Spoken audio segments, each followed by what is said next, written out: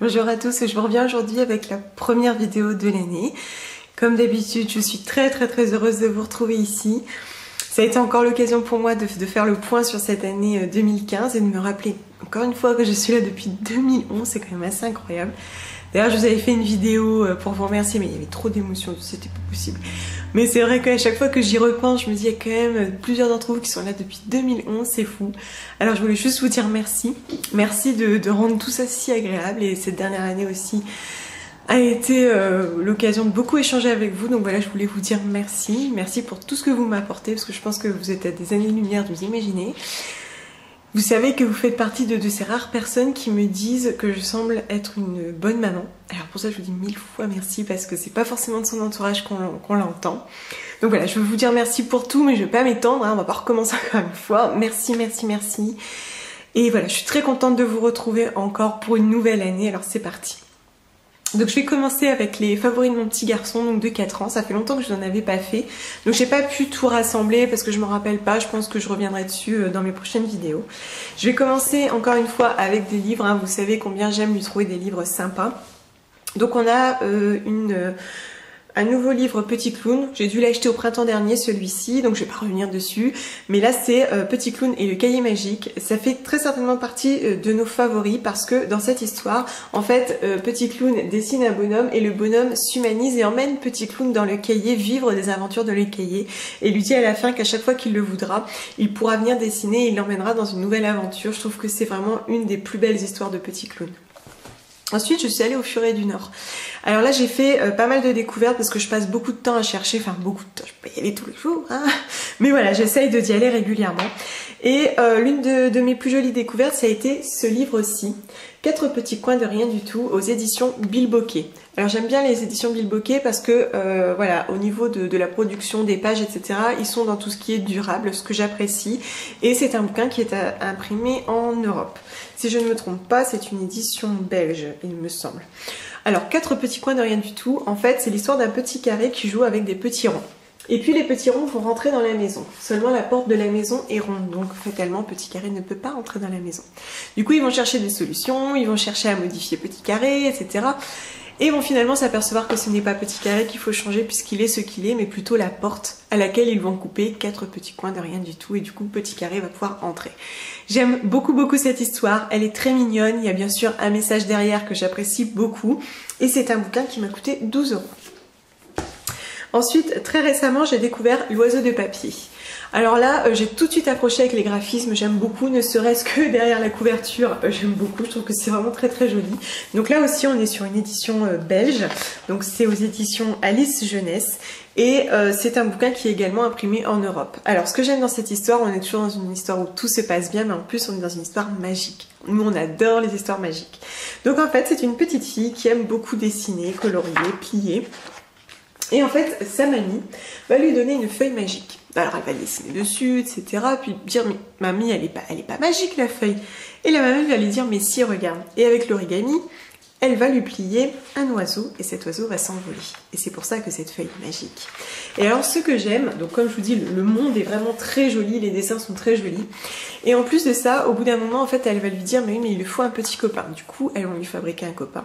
Et de là, la petite fille va dire, oui, mais mamie, les oiseaux doivent vivre libres. Et effectivement, elles finissent par laisser les oiseaux s'envoler par la fenêtre. C'est une très jolie histoire.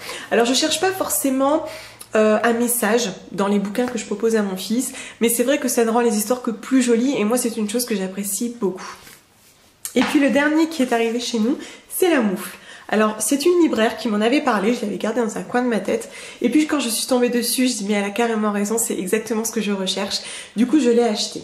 Donc c'est un bouquin qui m'a coûté 9,90 €, qui est également imprimé en Europe si je ne vous dis pas de bêtises, parce que chaque fois je regarde quand même que ce ne soit pas imprimé en Chine. Oui, il est imprimé en Espagne.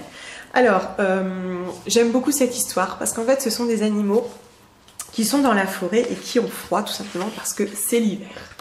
Alors, ils vont tomber sur une moufle et du coup, ils vont rentrer les uns après les autres dans cette moufle pour avoir chaud. Donc au début, il n'y a qu'une souris, ensuite il y a une grenouille, etc., etc. Donc on est déjà dans la notion de partage, ce qui me plaît beaucoup. Et puis il y a un ours qui va arriver, un loup aussi, et du coup, la moufle va finir par exploser. qu'il n'y a plus de place dans la moufle. Du coup, ils se retrouvent tous dehors, ils ont froid et ils sont bien embêtés. Donc ils vont aller retrouver le monsieur qui avait fabriqué la moufle, qui va leur fabriquer une très grande moufle dans laquelle ils vont tous pouvoir entrer et avoir chaud. C'est une très jolie histoire que j'aime beaucoup. On est dans le partage, on est dans la bienveillance. C'est exactement tout ce que j'essaie de transmettre à mon fils, vivre dans un monde agréable et bienveillant, si possible, c'est pas trop demandé. Et voilà, je trouve que c'est une jolie histoire, les dessins sont simples, il me semble que cette histoire a été beaucoup reprise dans différentes éditions, donc je suppose que vous pouvez la retrouver ailleurs. J'en avais vu une fois, mais la fin n'était pas exactement la même, c'est-à-dire qu'on accablait beaucoup l'ours, ce que je trouve un peu dommage. Là, on refait une moufle, je trouve que c'est quand même nettement plus sympa. Côté jouets, alors mon fils est un vrai petit garçon, hein, je vous l'ai dit, il aime les Lego, il aime jouer au ballon, voilà. Mais c'est vrai qu'il a 4 ans, donc on a commencé vraiment à jouer aux jeux de société, je trouve que c'est vraiment très intéressant, j'en ai demandé d'ailleurs en bois, etc. Et ma belle-mère m'avait offert ceci, le cochon qui rit. Alors moi je ne connaissais pas du tout, apparemment c'est un jeu qui a un certain âge, hein, semblerait-il. Et je trouve que c'est plutôt pas mal, parce que déjà c'est facile de comprendre les règles, puisqu'en fait on va jouer avec des dés. Et on doit reconstituer le cochon. À chaque fois qu'on tire un 1, on peut prendre un membre du cochon. Alors ce qui est pas mal, c'est que on est toujours sur l'idée d'attendre son tour, d'apprendre à perdre aussi, mais aussi les jeux de société vont permettre de consolider les apprentissages. Par exemple, il va devoir reconnaître les chiffres sur le dé. Vous voyez, mon fils, il ne connaît pas encore la valeur du 6, il doit être à 4 ou 5, donc ça permet tranquillement, sans nécessairement vouloir lui apprendre quoi que ce soit, à consolider ce qu'il a fait à l'école, ce qui me plaît beaucoup. Et en plus de ça, on peut jouer à 4 ici, ce que je trouve plutôt pas mal, parce qu'il y a des jeux, on peut jouer qu'à 2 ou 3, ça dépend. Ensuite, chez Janod, je lui avais pris ceci. Donc vous savez, ce sont les coffrets magnétiques, vous les avez peut-être déjà vus parce qu'il y a différentes choses. Donc en fait, vous avez un plateau magnétique sur le dessus et vous avez ensuite vos magnettes. Donc il y a des choses des fois avec des personnages, des chevaliers, et moi je lui avais pris l'alphabet puisque maintenant il sait écrire son prénom, papa, maman, et donc ça lui fait plaisir de recommencer encore et encore sans pour autant gaspiller de papier. Alors j'ai beaucoup aimé, surtout qu'en plus on va vous proposer des mots. Donc ça va faciliter aussi tout ce qui est apprentissage, donc son plus écriture, mais aussi ça va favoriser la mémoire visuelle, puisque actuellement il fonctionne sur ça. Il apprend des lettres bâtons, il apprend à reproduire et après on associe le son. Je trouve que c'est pas mal parce qu'en plus le plateau se referme et il est quand même, il tient bien. Je veux dire, vous pouvez vous déplacer avec, ça s'ouvre pas à tout va. Ça vous permet de le prendre peut-être pour un week-end. Et c'est vrai que moi Janod j'aime bien et pour le coup, encore une fois, je ne suis pas déçue. Ensuite, alors moi je connaissais depuis assez longtemps, mais c'est vrai que je ne lui en avais jamais acheté. Je vais vous parler des Fun Maïs. Alors je trouve ça génial, puisque c'est produit à partir de maïs et en fait vous trempez un petit peu dans l'eau, ça devient collant. Vous pouvez assembler pour faire des structures ou pour mettre sur des feuilles de papier. Ça favorise l'imagination, c'est manuel. C'est vrai que j'ai beaucoup favorisé les activités manuelles parce que mon fils, c'est un petit garçon un peu nerveux et j'aime bien ces temps de pause où on se retrouve, on fait de la peinture, etc. Et pour le coup, on salit pas grand chose puisqu'il faut juste une petite éponge humide, il met son petit flocon dedans. Alors en plus c'est naturel, c'est éco-friendly, ça me plaît. Il y a juste la peinture, je sais pas exactement de quoi est composée la peinture. En tout cas, je trouve que c'est vraiment très sympa, c'est ludique, tout le monde peut participer et d'ailleurs j'y joue très volontiers. Ensuite, au niveau de la nourriture, bon, mon fils est un grand amateur de ketchup. Comme nombre d'enfants, il aime le ketchup. Alors c'est vrai que le ketchup reste du ketchup, ça reste un sucre supplémentaire, mais nous avons beaucoup utilisé cette année celui de Danival. À la place du sucre très souvent raffiné, en fait on va retrouver du sirop de riz qui est quand même bien plus sain. Et au niveau du goût, très honnêtement, ça se rapproche fortement du conventionnel.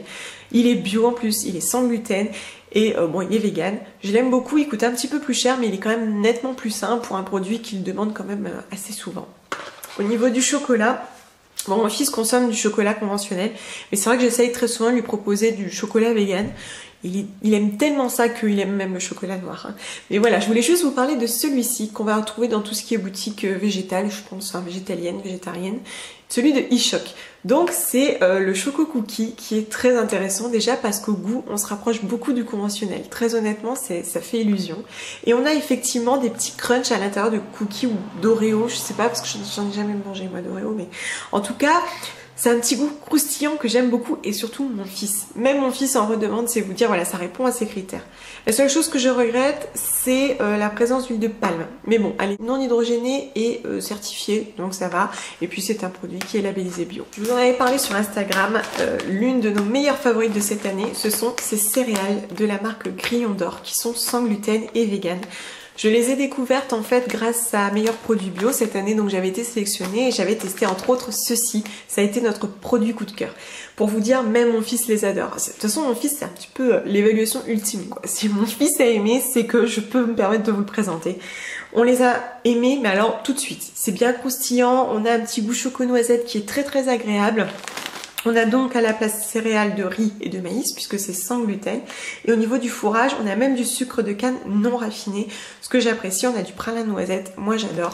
Je lui reproche juste d'être un petit peu onéreux puisque le paquet doit être à 4,50 € des 375 grammes. Autant vous dire que je n'achète pas toutes les semaines. Mais je trouve que c'est un très très très bon compromis. En tout cas, nous ici, on adore. Et puis au niveau des cosmétiques, alors mon fils a adoré son dentifrice Logodan. Désolée, on a été coupé. Alors je vous disais, parmi ses cosmétiques favoris de l'année, il y a tout simplement son dentifrice. C'est vrai que ce dentifrice, je l'ai trouvé un petit peu par hasard dans ma boutique bio. Ça devait être l'un des moins chers. C'est celui de Logodan à la fraise. Et alors ce que j'ai bien aimé, c'est qu'on est sur un goût qui n'est pas trop fort, pas trop écœurant, parce que souvent on a des goûts de banane ou de fraise. Et là, il est plutôt sympa, il mousse bien et il laisse ses dents bien propres, bien saines. Je le trouve vraiment très très bien. On a une composition qui est parfaite. Du coup, celui-là, je vous le recommande. Bien entendu, sa lotion de Chitera Organics, elle a vraiment bien nourri sa peau. J'en suis vraiment très contente. Elle est enrichie en huile de baobab, mais aussi en beurre de karité nilotica. Il sent la banane, ce que mon fils a beaucoup aimé, moi un petit peu moins, mais c'est vrai que je ne peux pas lui enlever, c'est une très bonne crème. La seule chose que je regrette, c'est que j'ai beaucoup de mal à récupérer ce qu'il y a au fond. Avec la pompe, le goulot, je ne sais pas trop comment faire, mais c'est vraiment une très bonne crème. Et je terminerai avec un savon en pain, donc c'est un savon végétal, donc vegan, de la marque Le Savon Autrement. C'est un artisan du Nord qui fait ça, c'est une femme. Et alors c'est à ce jour le seul savon en pain que tolère mon fils. Donc en fait, il est sans huile de palme, il est tout à fait doux, mais surtout il ne contient pas d'huile essentielle. C'est quand même très important pour les enfants et surtout pour sa peau atopique. Il n'y réagit absolument pas, mais en plus il ne me fait pas de plaques avec. Sa peau n'est pas trop sèche. Alors c'est vrai que là, voilà, on arrive enfin dans le froid, donc là je suis repassée sur le Erideshi, mais je ne peux pas lui enlever que c'est un très bon savon. Pour la première fois, tous les trois on le tolère, du coup je pense qu'il méritait qu'on en parle. C'est un savon qui en plus est labellisé Nature et Progrès, qui est vegan. Je ne peux que vous le recommander. Voilà, je vous remercie de m'avoir regardé. Pour cette année, je vais vous souhaiter de vivre une année remplie de joie, de rire et tout ça dans la paix si possible. Et moi, je vous dis à bientôt. Bye.